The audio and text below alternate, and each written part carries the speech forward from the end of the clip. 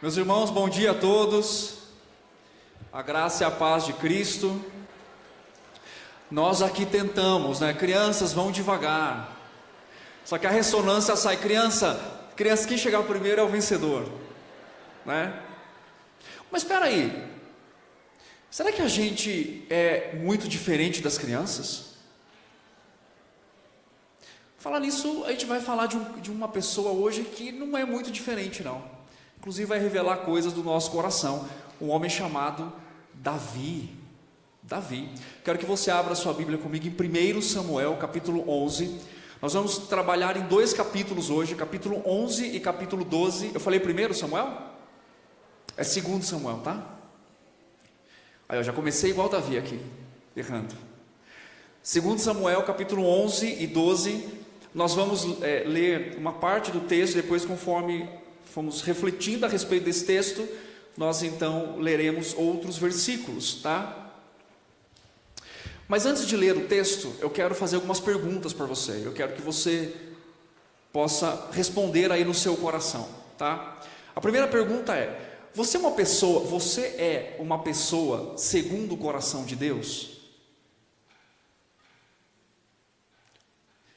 Que silêncio. Uma segunda pergunta para você: você é tratável quando confrontado pela palavra? Você é uma pessoa tratável?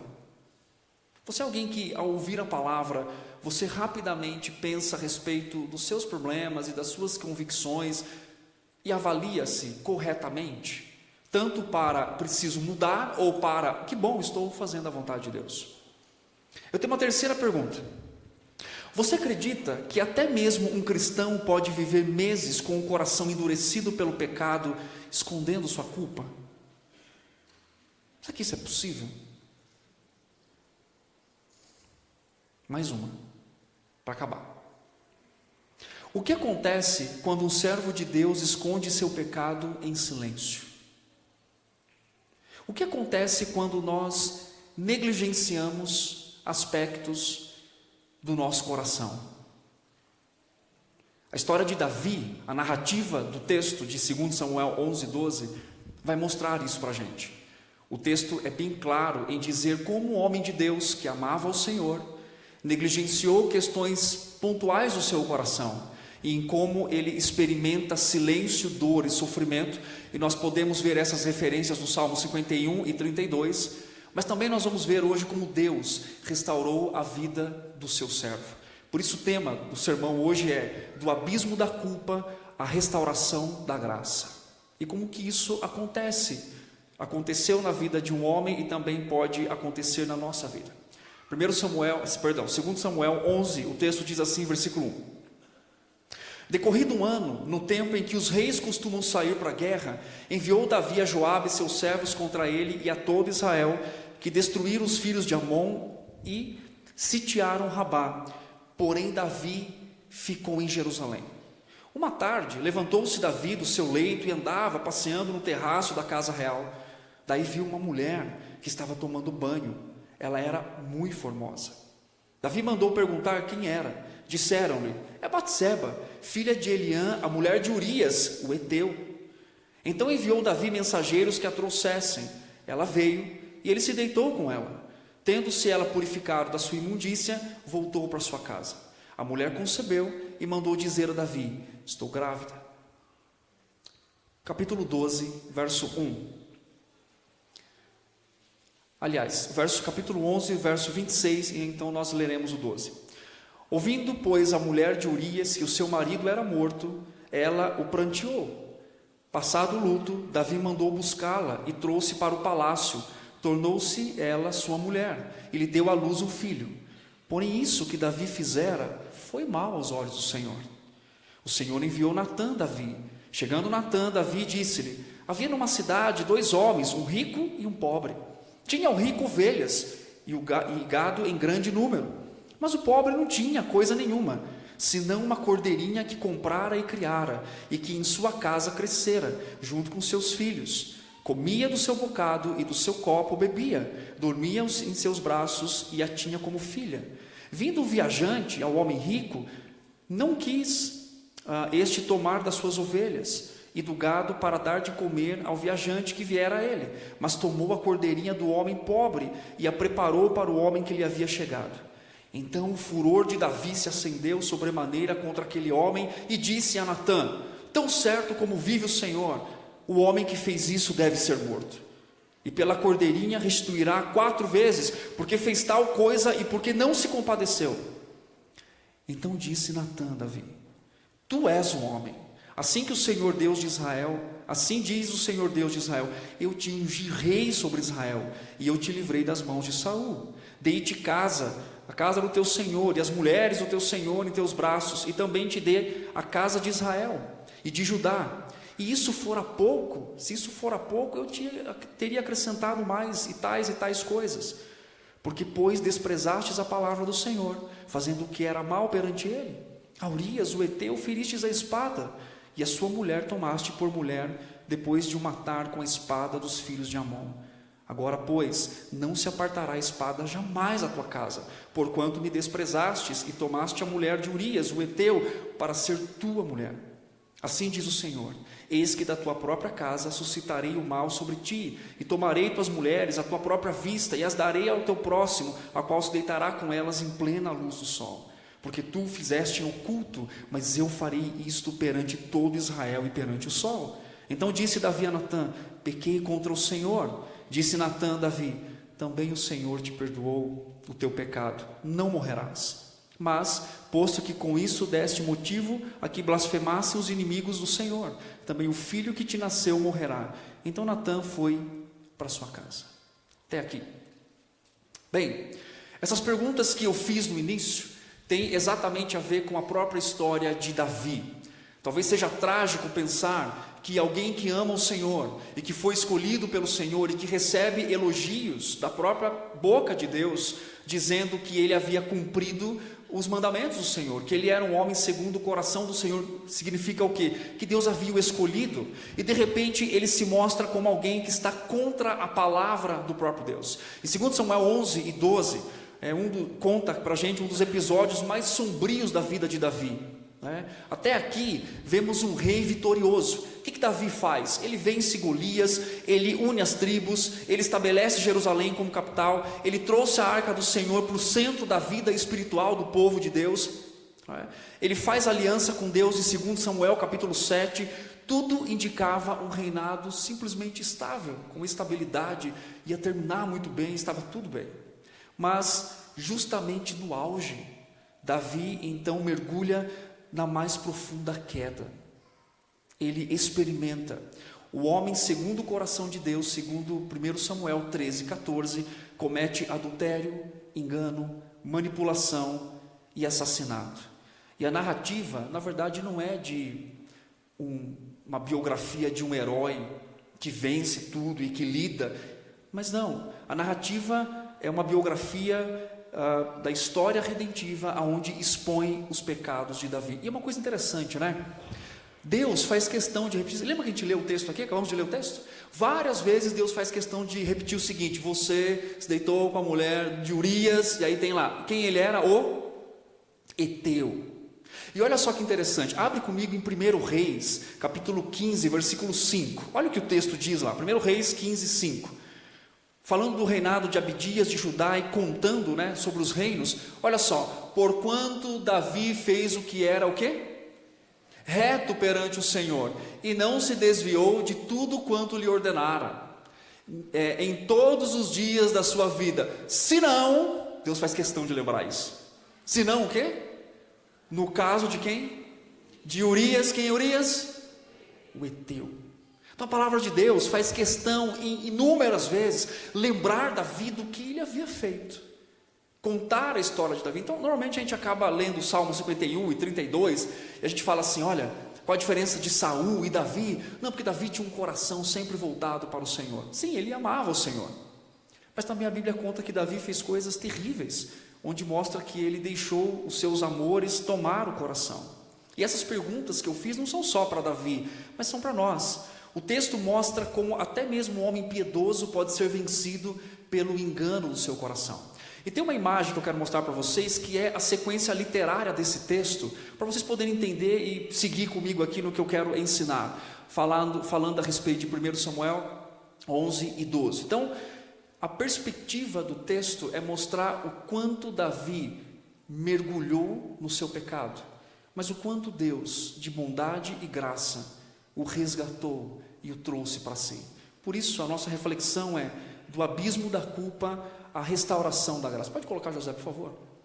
E, basicamente, o texto está estruturado dessa forma. Davi está onde? No capítulo 11, versículo 1? Fora da guerra. Mas o Deus restaurador faz o quê? O leva para a guerra de volta. Davi viu Batseba, e aí ele tem consequências e depois ele adora. Nós temos ele enviando mensageiros e indagando, e depois nós temos a confissão e perdão. O texto de 11:4 fala que ele tomou e deitou-se com Batseba. A palavra tomara, que é a mesma que é usada em Gênesis 3:6, quando Eva tomou do fruto e comeu, a ideia do pecado original também. Por isso que ele confessa no Salmo 51, dizendo que ele é pecador, não porque ele comete aquele pecado, mas porque ele tem a estrutura, porque ele nasceu naquela condição, né? Minha mãe me concebeu em iniquidade. O texto diz que ele engana todo mundo, inclusive até o próprio Deus ele quer enganar. A parábola de Natã expõe o coração de Davi, e aí o texto mostra que ele encobriu até certo ponto, mas quem viu? O Senhor. Então perceba todos os atos que Davi faz e todos os atos que Deus fez para restaurar o coração do seu servo. Por isso nós vamos falar sobre do abismo da culpa à restauração da graça. E o primeiro ponto que eu quero trazer para vocês é exatamente a reflexão de como acontece essa espiral descendente da vida de Davi. O verso 1 diz assim, do capítulo 11: decorrido um ano, no tempo em que os reis costumavam sair para a guerra, o que Davi faz? Ele envia Joabe e os seus servos com ele e a todo Israel. Ou seja, o capítulo 11 apresenta uma sequência verbal muito enfática no hebraico, mostrando todas as ações que Davi fez até sucumbir ao mais baixo do seu pecado. Então, cuidadosamente é construído aqui, revelando passo a passo desse processo. E essa espiral, ela não começa com um adultério consumado. Essa espiral começa com uma coisa simples, um abandono ético e da missão que o rei deveria fazer. Percebe o que é isso? O texto não começa assim, e Davi estava lá, e ele olhou para uma mulher, ele desejou. O texto começa com um abandono pequeno, de um posicionamento ético. Ele, como rei, conhecido como um homem de batalhas, deixa o seu exército, manda Joabe, o seu servo, e ele pensa assim, como ele conquistou muitas terras, o Senhor deu muitas vitórias para ele, bem, eu não vou participar dessa guerra, eu vou ficar aqui, eu vou deixar o meu povo ali. Ele toma então uma decisão ética negligenciada, e o verbo significa permaneceu, sentou-se, ficou. Então aqui nós temos um primeiro passo de uma queda muito intensa. Ela nunca começa com grandes coisas, ela sempre começa com pequenas aberturas morais, éticas, abandono progressivo da palavra, da comunidade cristã. Percebe como é sutil essa decisão? Por que eu preciso ir? O meu exército ganhou todas, a gente tem liberdade, maior e o melhor exército de todos. Mas Davi mostra o seu abandono.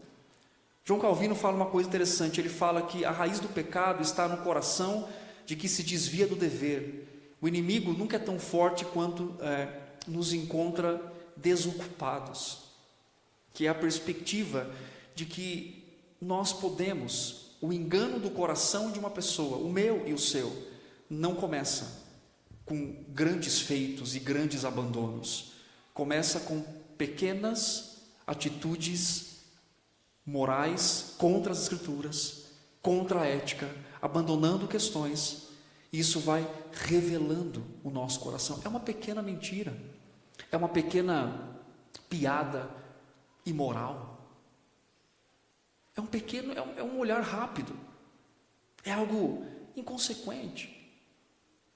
Isso não vai fazer mal. Eu vou expor o meu coração aqui, mas eu sou maduro o suficiente para isso. A ética do auto-engano, né?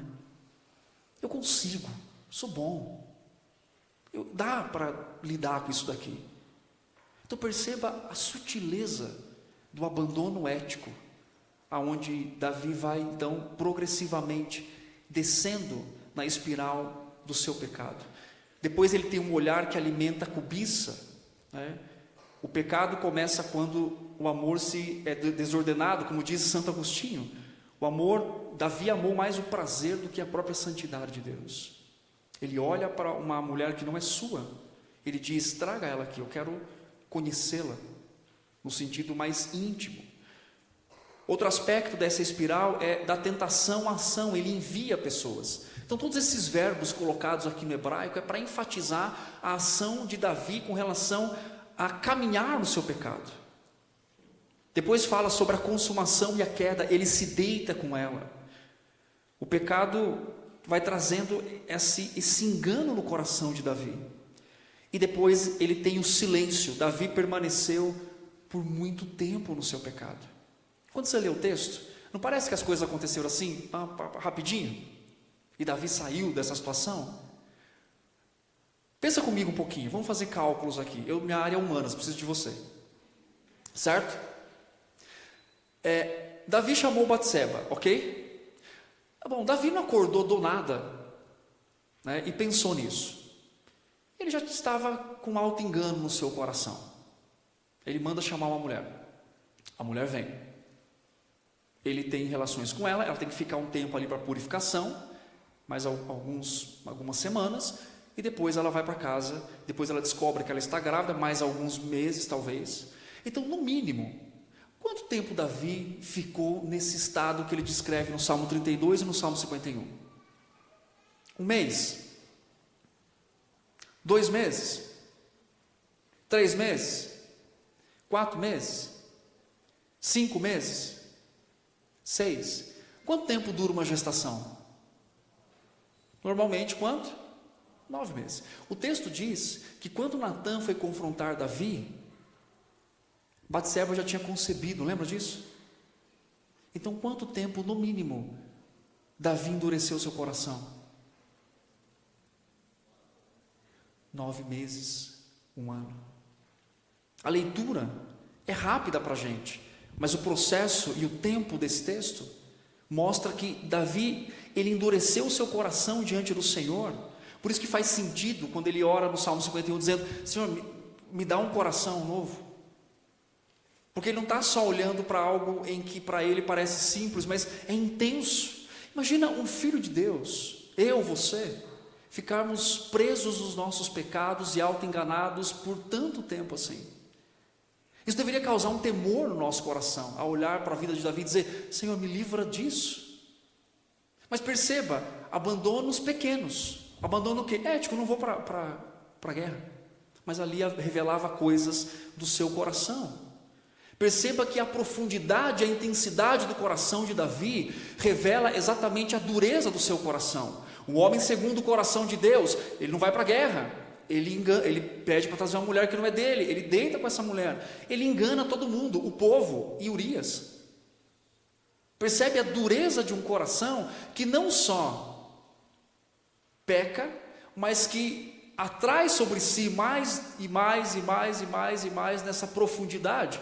E a estrutura do texto faz questão de mostrar isso, os verbos aqui intensos no hebraico. Davi fez isso, mostrando e amplificando para a gente que até alguém que tem uma grande piedade, um homem piedoso, que serviu ao Senhor, o próprio texto diz em Reis, Davi cumpriu a palavra do Senhor, mas com Eteu, né, com Urias, ele não cumpriu. Ou seja, mostrando e revelando para nós exatamente o que é a estrutura do coração do ser humano, a sua estrutura e a minha estrutura. Então isso cabe uma avaliação intensa para nós. Qual é essa avaliação intensa? Será que eu não estou vivendo auto-enganado nos meus pecados? Será que os meus pequenos abandonos éticos não estão me levando para abandonos mais intensos com relação à palavra de Deus? Por isso que a Bíblia é muito sábia quando diz para a gente: de tudo que se deve guardar, guarda o quê? Porque dele procede a fonte da vida. Então aquela declaração intensa que Davi faz no Salmo 51, a gente olha e diz assim: olha, Davi tinha um coração muito quebrantado. Não, ele não tinha coração quebrantado. Deus quebrantou o coração dele. Porque olha ali, o Senhor fez isso. O Senhor é aquele que resgata do alto engano que nós podemos viver. Tem um autor que ele fala assim: nada é mais miserável do que um crente vivendo em pecado não confessado. Ele prova do mundo, mas não se satisfaz, e não prova da comunhão com Deus, porque está quebrado. É a realidade que nós podemos viver.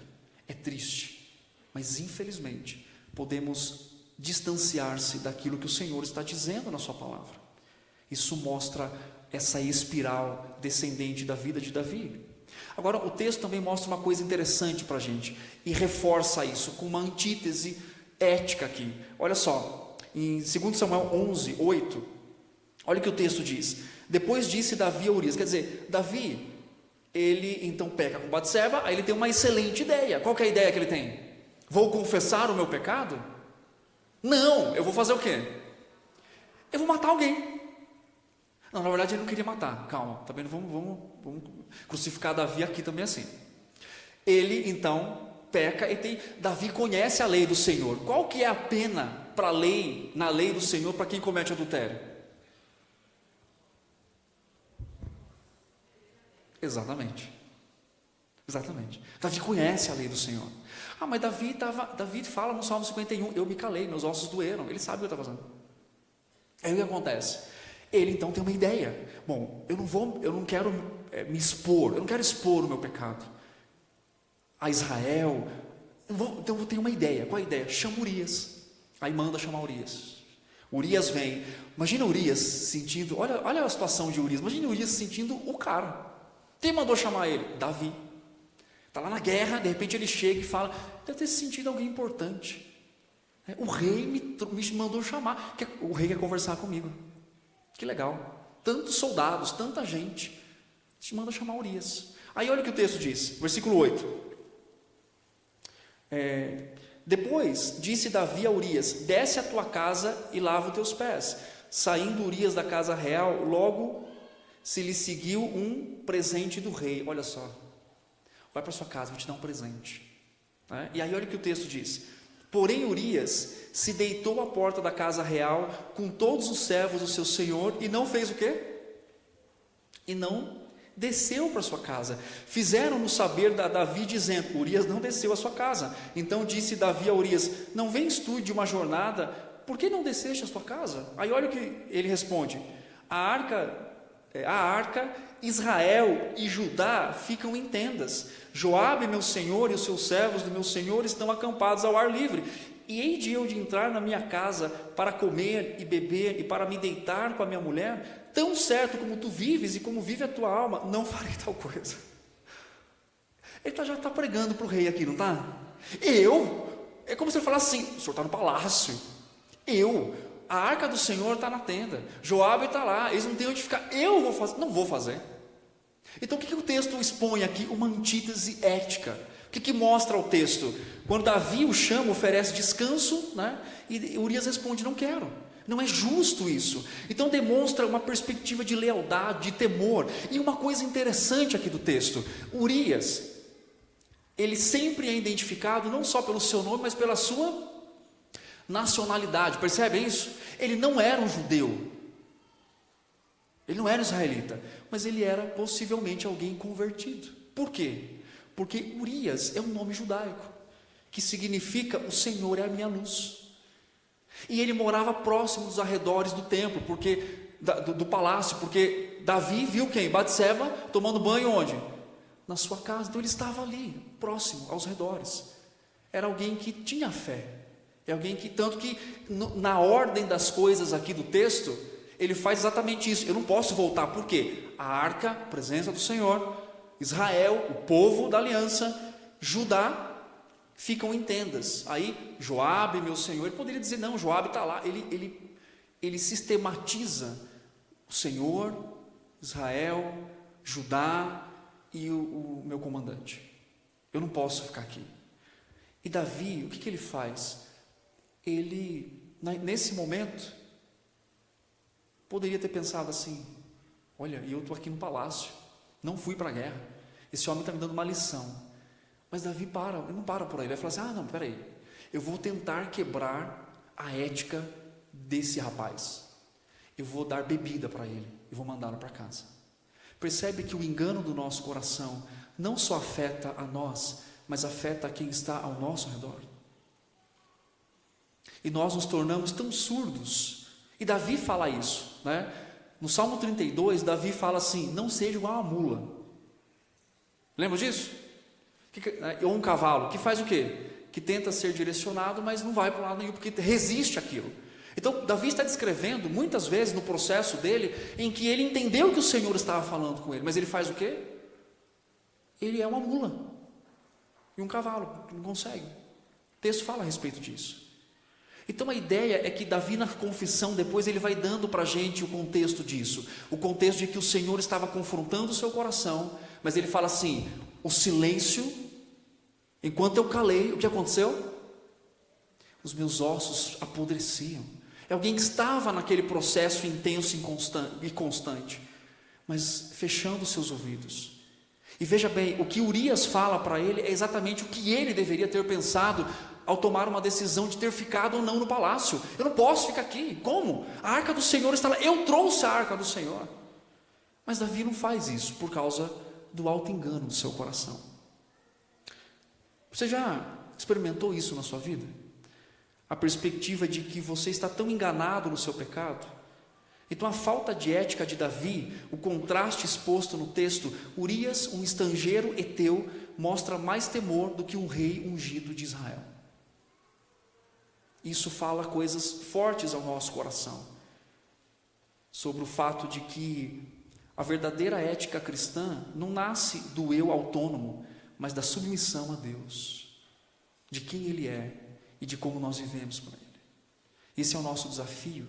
E perceba o quanto a autossuficiência e o auto-engano corrompe ou quer corromper aqueles que estão ao nosso redor também. Imagina um filho de Deus ser motivo de machucar a consciência de outras pessoas que estão ao seu redor, por tentar impor a elas seus próprios pensamentos pecaminosos. O coração então busca o prazer imediato, quando perde de vista a presença e a grandeza de Deus, como Davi perde aqui. E aí nós devemos fazer uma pergunta importante para nós: como que nós então reagimos quando nós temos que escolher entre prazer imediato e fidelidade a Deus? Nós devemos então avaliar o nosso coração, para que nós não sejamos motivos expostos, como Davi foi aqui, de corromper, ou de levar, ou de insinuar outras pessoas ao pecado, porque elas querem viver fiéis a Deus, em casa, no trabalho, na igreja. Sabe como nós fazemos isso na prática? Quando nós fofocamos, quando nós murmuramos, quando nós mentimos, quando nós queremos impelir pessoas a agregar ou a serem agregados a pensamentos distorcidos nossos, por causa de egoísmo e dureza do nosso coração. E podemos ter uma lista enorme com relação a isso. Mas o que acontece nesse texto? Até então estamos vendo queda brusca de culpa, de problema e de pecado. Mas o Deus de aliança, o nosso Senhor, Ele não abandonou o seu servo Davi, porque o Senhor se lembra da sua aliança, e o próprio Davi fez uma aliança com Deus, em 2 Samuel 7, o Senhor fez com ele. O que traz a esperança aqui? Deus não abandonou o seu servo, porque ele havia feito uma aliança. Então agora começa, já estava obviamente, mas agora mais claramente, a intervenção divina no coração de alguém que está auto-enganado e preso nos seus pecados. O texto começa no capítulo 12 dizendo uma coisa importante: o Senhor enviou quem? Enviou quem? Natã a Davi. Isso é interessante. Então, o pacto da graça aqui não significa obviamente ausência de disciplina, mas certeza de correção amorosa. Deus vai fará isso com seus servos, sempre. Isso é uma esperança para nós. E aí Natã conta uma parábola. Agora, quando eu leio esse texto, eu dou muita risada, porque é eu e você aqui. O que acontece? Natã conta a parábola. Davi, cheíssimo de autojustiça, fala o quê? Esse ser humano aqui que você estava dizendo tem que fazer o quê? tem que morrer. Olha só, essa tem que morrer. A autojustiça, a aplicabilidade da lei que ele conhecia. Então, quando ele escuta, declara em alta voz e bom som, e talvez com uma autojustiça, né, do rei, dizendo o seguinte: esse homem tem que morrer. E aí Natã olha para ele e fala o quê? O que Natã diz? Tu és este homem. Imagina. Quer dizer, até mesmo no auto-engano do nosso pecado, nós podemos ter autojustiça, ficar apontando o pecado dos outros, isso aí, blá, blá, e sem cuidar do nosso coração. Que é bom apontar pecado dos outros. Está falando com o Davi que é bom. Só que quando apontamos para outros, às vezes deixamos de olhar para o próprio coração. E às vezes nós vivemos essa religiosidade falsa, de autojustiça e de aplicabilidade da lei para outros, mas pouco e nada para o nosso coração. E Davi se posiciona aqui como alguém que vai dizer assim: agora eu vou fazer uma coisa boa. Eu vou julgar sobre essa história aqui, que tem que morrer. E de repente, Davi se depara com a realidade de que quem deveria morrer era ele. O rei que foi estabelecido por Deus para ser justo se torna injusto. Então o confronto obviamente leva Davi ao arrependimento. Deus o leva ao arrependimento. E como o nosso auto-engano também nos leva a essa realidade, né?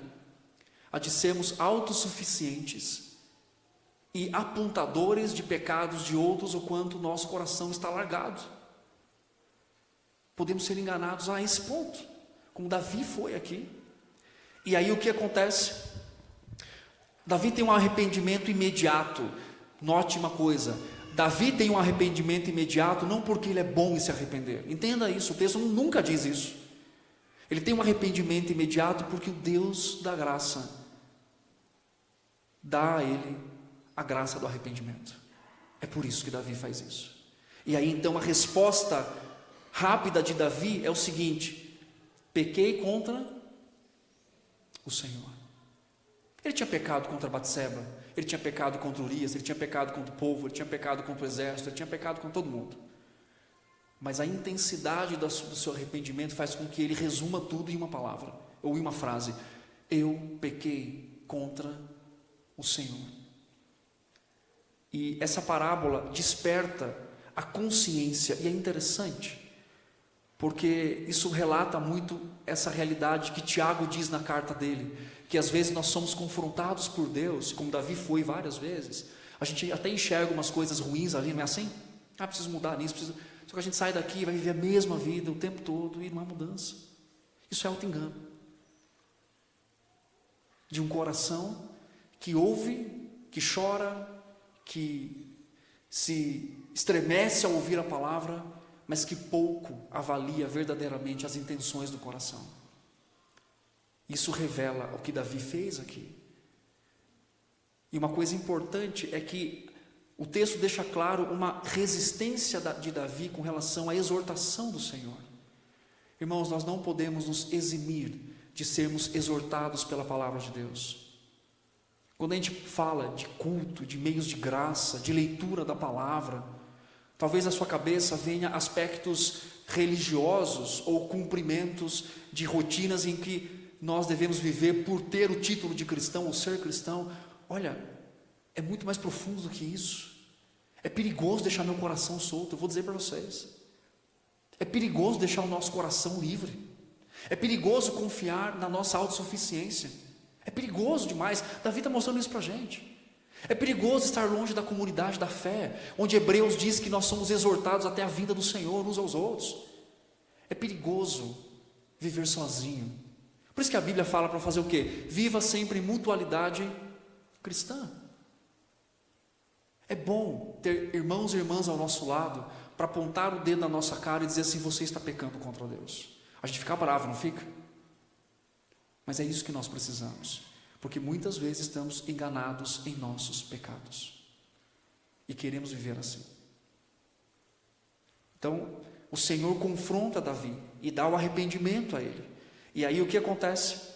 Deus revela o pecado, não com o propósito de nos envergonhar ou de exemplificar a vida de Davi aqui como vergonha, mas não, como a atuação zelosa e preciosa da sua graça. E qual que é a resposta do Senhor para Davi? Davi se arrependeu. E o que o Senhor diz? Também o Senhor fez o quê? Perdoou o teu pecado. Você não vai fazer o quê? Você não vai morrer. Tem um autor chamado Herman Hibers. Ele diz assim: a aliança é a moldura onde a graça e a disciplina caminham juntas. Deus nunca rompe sua promessa, mas também nunca deixa de purificar o seu povo. Quer dizer, o Senhor faz isso conosco. E por fim, Davi então é completamente restaurado, apesar de que ele vai viver consequências. A gente vai ver no próximo texto, não hoje, talvez um outro dia. Mas o que acontece? Está vendo? Volta lá naquele por favor.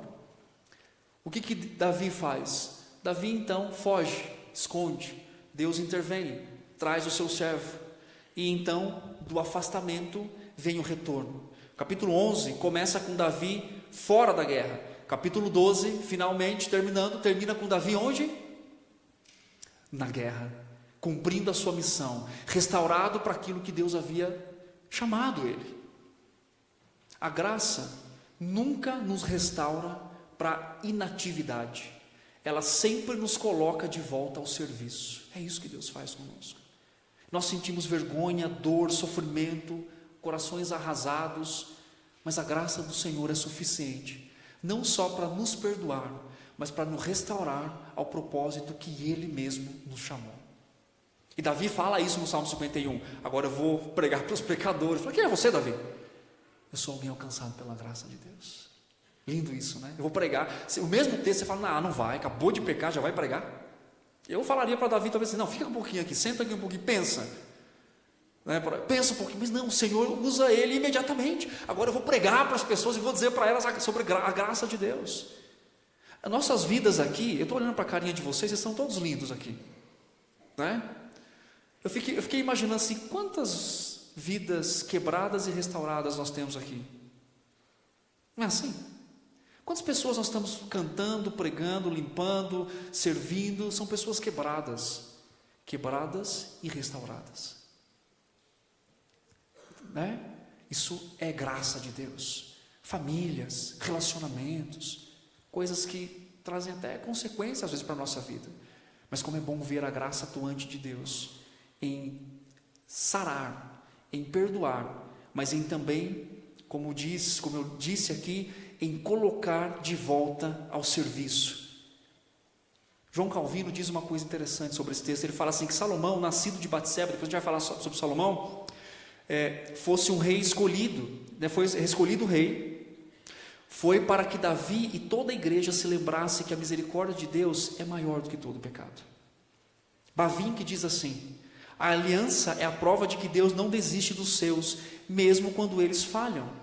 Ele transforma até mesmo as cinzas do pecado em instrumentos de sua promessa. Ou seja, irmãos, uma coisa importante, tá? A nossa vida, quebrada muitas vezes, se transforma num terreno, ou terreno de vergonha que nós podemos viver, sempre, na vida dos filhos de Deus, vai se tornar um palco para a redenção. Sempre. Deus sempre vai fazer isso, com os seus filhos.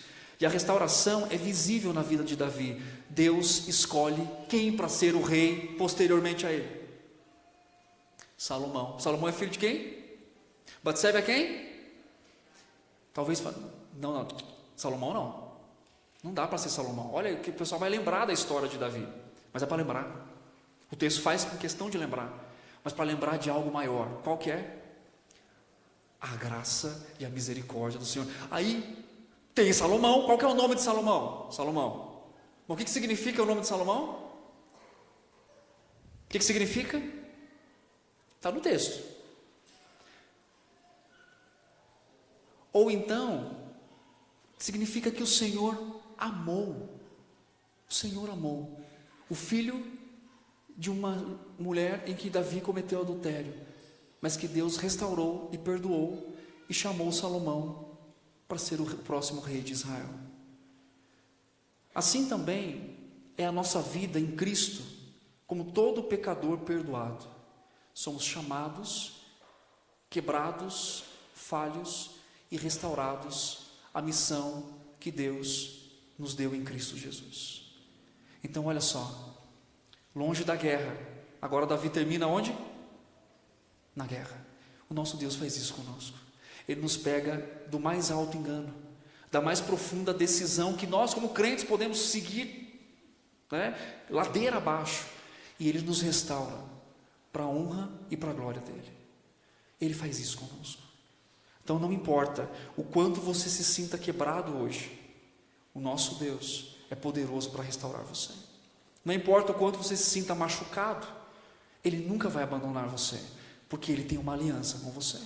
Não importa o quão impossível seja o processo de restauração, o nosso Deus é gracioso em restaurar, e Ele sabe pegar coisas informes e dar forma segundo a vontade dEle.